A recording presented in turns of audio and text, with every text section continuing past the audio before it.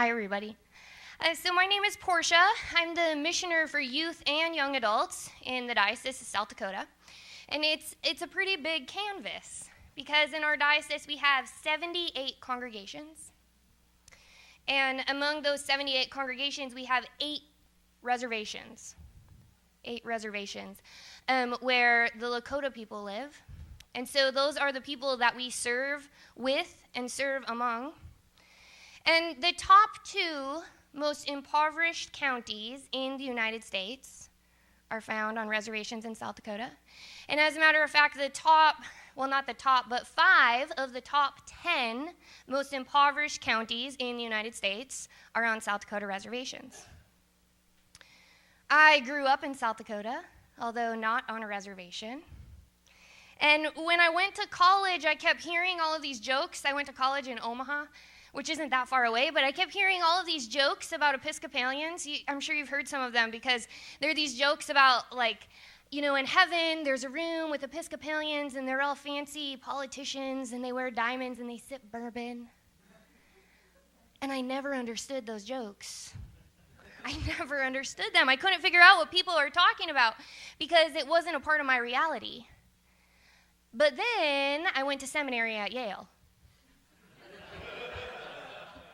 Oh, then I understood. And I found myself completely, utterly disillusioned by the larger church.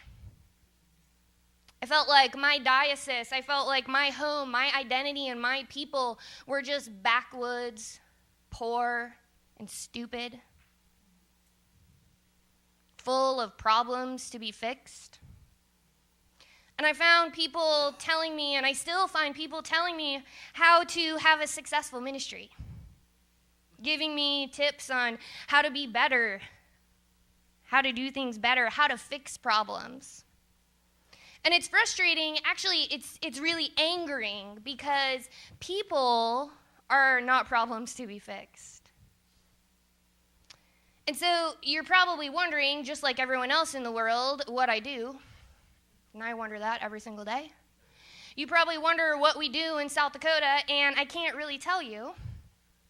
Although we often, on a weekly basis, drive hundreds of miles to drink coffee and to eat some homemade cake and to sing some Lakota hymns and to listen.